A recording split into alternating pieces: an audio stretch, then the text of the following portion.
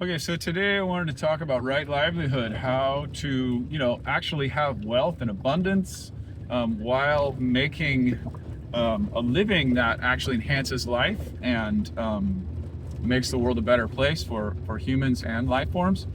Um, yeah, it's something that I've been working on. So I'm 56 now, and I think in my early 20s, I had this realization that I needed my money to come from a place that I felt like I was part of the solution rather than part of the problem. My first attempt at that was I worked at CalPERG and the Sierra Club, just knocking door to door and raising money for nonprofit causes. We were trying to get at that point in the 90s, we were trying to get big money out of politics. That was the first campaign I worked on. Seems like we failed miserably on that one, but whatever. I think that's one of the first. And I've said this in other videos, but it's worth repeating, man. I need to hear it again, and I think every one of us needs to hear it. Is never attach yourself to the results. You always attach yourself to effort, and that way you'll always have an amazing life because effort is its own reward, and that's something that no one can ever take away from you. Even if you go bankrupt, the effort that you've put in is always yours. And so right livelihood also to me is a bit of it's a spiritual pursuit.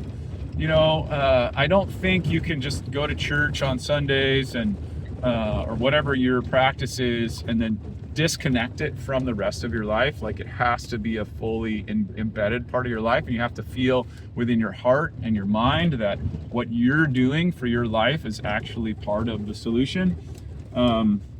Some people may say, hey, Mike, I just got to pay the bills. And that's true. I understand that. But at the same time, even if you're just paying the bills, you can always be working towards transforming your career or your work path into a place where you're actually doing something that's beneficial, not just sucking the money up. So how do you get there? It's a challenging process. For me, I had to first discover what were my strengths and my passions. I started out in that nonprofit world, and then I did a stint as a temp worker when I was trying to figure out in my early 20s or my mid 20s, like how to do all this stuff. And then I did 5 years as a full-time yoga instructor. And I thought, so this is, I guess, what the first principle would be: you need to go out and experiment. You have to try to figure out what is a career that, or if you're already in a career, that's fine. But how can you take what you're doing and make it a higher. Let me back up. Got a little lost there. So the first thing I did was I did the nonprofit thing, and then I realized, like, I don't think that was for me. And then I wanted something that was more encompassing, like full, total being, total health, total approach to the world. And so I tried yoga teaching, and it had a lot of good matches for me because I was very physical and I had some injuries and I was trying to heal myself. And so I did that for 5 years, but ultimately it wasn't right for me. It wasn't, I didn't like it. There were certain parts about it that I liked, certain parts that I didn't. So I think one of the things I'm trying to say, if you're trying to figure out how to live a right livelihood, is A, experiment, and B, you got to really stick to something for a while. So first you want to experiment. Like, I don't know if you've ever heard of Design Your Life. That's Stanford professor's book. It's a really good book. I highly recommend it. Go through those tests, and what they tell you to do is to, like, chart out 3 paths, not from like a linear place where you're just kind of adding on to what you have, but really just brainstorm 3 different lives that you could live. I'll try to remember to put links to the stuff that I bring up, but these talks are so on the fly that I don't necessarily have time to do that sometimes. So design your life. And then after you've chosen a course, you got to really stick to it for a while. So I noticed that there seems to be two basic trends. People tend to stick in one path that isn't really good for them, or they tend to bounce for too many paths. So you want to be somewhere in the middle, sort of trying things out and sticking with them long enough. So, I heard a lot of people like, oh, I'm a yoga teacher. And what they mean by that is they taught one class part-time while they had their other job. And so I decided back then that I would teach full-time and make it my full-time money career for 5 years. So I did that. Last 2 years, actually, I started to moonlight in construction. And I realized that making that right livelihood, it didn't, even though it was a right livelihood and there was a lot of benefit to it, the day-to-day of it didn't work. The day-to-day wasn't the kind of life that I wanted to lead. So that's the other really critical point when you're trying to choose a right livelihood. You'll have a vision for what it is, like, oh, I'm going to work with children in need. And then you find that you're really not that good at that, or you don't like it. Like I remember for a little while I was a substitute teacher, and I worked with disabled kids for a little while, and I saw these women that were doing it, and they were amazing at it, and I sucked at it, and it was just like pain and suffering for me to do it. So you got to figure out where your passions and your skills match the place. Currently, I'm listening to Bill Plotkin's Nature and the Human Soul, and he says a great thing. When you find soul, your soul is your uniqueness, your difference. Spirit is the oneness and how we're all connected and we're all the same. But your soul, the way he defines it, is as your place. So choosing a right livelihood career or job is about finding your place in society. And we all have to find our place. In more older cultures, there is a whole sort of ritual around finding your place and a much more structure around how do you actually integrate yourself into the community. And we're kind of on our own in this culture. So I'm trying to help you on that process, given what I've learned. So, I've been on this path of right livelihood for over 30 years. And so it started with the nonprofits, moved to the yoga teacher, and then I realized that what was most important to me. So here's another part. I'm bouncing around. I tend to bounce around. Apologize. One of the most important things is that you have to allow your vision to evolve, because your vision of what is a right livelihood is going to evolve. So I shifted to green building. And because I realized I wanted to really live close to nature, and I wanted to work with my hands, and I wanted to help people get out of the mainstream way of living and try to find a way that was more connected to the land. And along in that process too, I did before I became a yoga teacher, I did a 30-day, 28-day Boulder Outdoor Survival School and Tom Brown Jr.'s Wilderness School, and I thought I was going to do a whole wilderness thing and become like, someone who lived off the land in the wilderness. And then ultimately I realized that living in harmony with nature inside of a home was more my thing. So I did the green remodeling thing I'm still doing it. That was in 2005, and now we're at 2026. So I'm still green remodeling, and that's part of my right livelihood. But now it's evolved because I really see that for me, at 56, my highest value that I can add in right livelihood to society is more as a teacher and a mentor, and someone who's bringing forth the ideas of regenerative culture. So that's now what I'm evolving into as my next iteration of right livelihood. And that's why I make these videos. It's why I'm writing a book. It's why I'm doing all the things that I'm doing.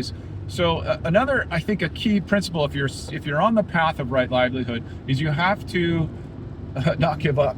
Like, that's the only rule. I had a teacher when I was doing transformational seminars down in LA, and she would say, there's only one rule, and that's not giving up.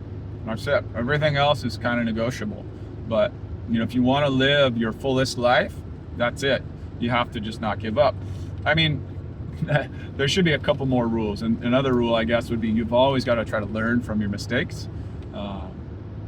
This is a little bit off topic, but I think very relevant. Recently, we've all heard the saying that another fucking learning opportunity. It's like, something crappy happened to me and I get to learn from it. But none of us really, I don't think any of us really believe that. We're like, I don't want crappy things to happen to me. But, recently there's a saying by Nietzsche in which, if you say to yourself, I don't really want these bad things that have happened to me in the past. I don't want them to have happened. I want them to go away. If you think anything that was bad that happened to you shouldn't be, it's like you unravel your whole life. Your whole life falls apart. So you have to have this appreciation for all of the pain and suffering and so-called negative things that happen to you in order to live your fullest life. Now, in order to live a right livelihood and make the world better for others and for yourself. Joseph Campbell says this great thing. He says, an enlivened person enlivens the world. So if one form of right livelihood is to have like a fully alive persona of yourself. So to be, the best, most alive, most happy, most engaged person that you can be, that enlivens and engages the world around you. So that is a form of right livelihood, whatever you choose to do. If you're an artist, it doesn't, for me, I tended to be more practical and more like, I don't want to say political, that's not the right word, but just very, on the boots, like, how are we going to feed ourselves? How are we going to clothe ourselves? How are we going to get all our needs met? So for me, it was authentic for me to have a right livelihood that was around that. Like, how do I fix a water heater? How do I build a shed? Like, so those are the things that I really focused on. But, being an artist, if that enlivens you, that is a perfectly valid way to have a right livelihood, a career that enhances life for yourself and for others and for the planet.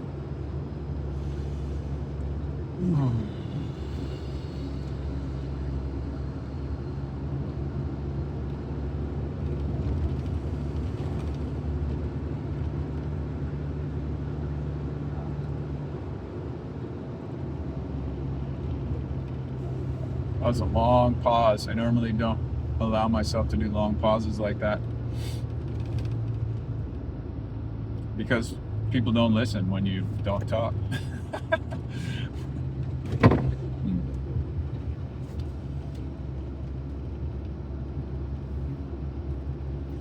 So right livelihood.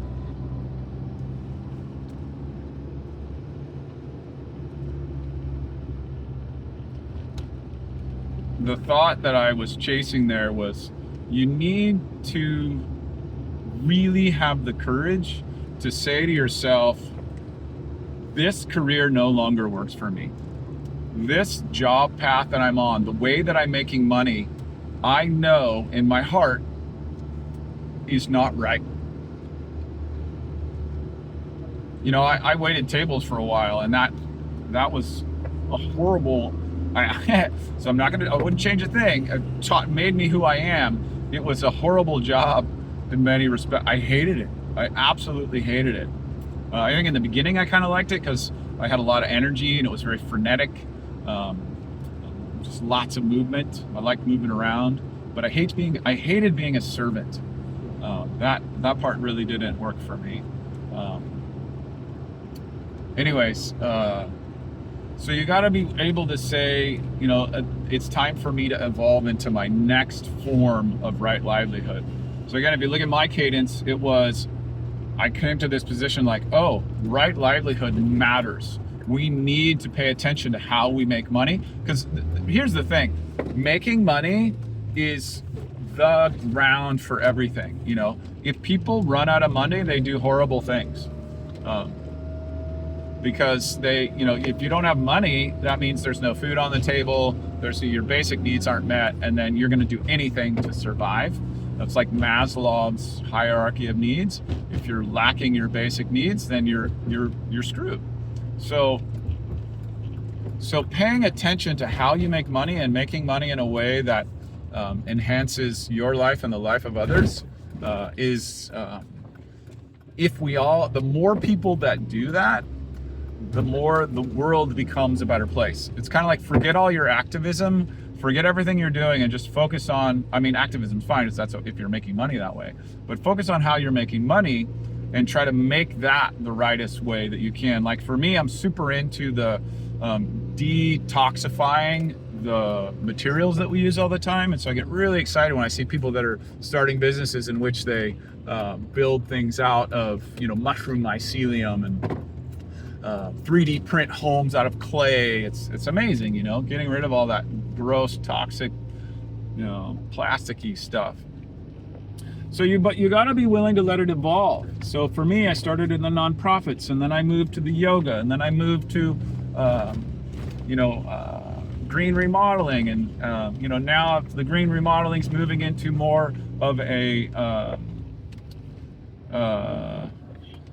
car here that's turning in front of me. I'm not quite sure what he's doing.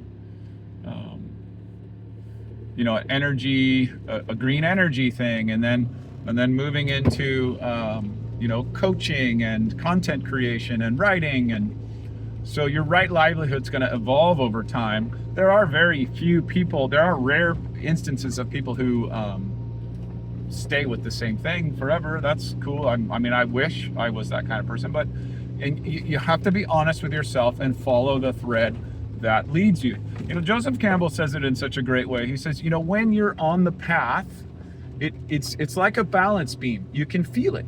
You know, doors open up, opportunities are presented to you. When you're off the path, it's kind of like heavy, and there doesn't feel like there's any direction you can go. So just keep looking for that thing that gives you a life and a vitality. You know, I'm going to bring up Joseph Campbell example again. He would talk about, you know, when he's talking to a student in the room and you hit on that topic that really interests and gives you passion and vitality, your eyes light up and your skin, the complexion changes, everything becomes alive inside of you. So I would say actually that one of the most important things that you can do is follow that aliveness. You know, that aliveness, more than what is, you know, quote unquote culturally correct, that aliveness is going to be the thing that really enlivens the world from your, it's going to be a right livelihood because you're enlivened. And I mean, I do think you should follow the values of making the planet better, the environment better, and making the world safe for all cultures, and helping create a conditions for all people to thrive.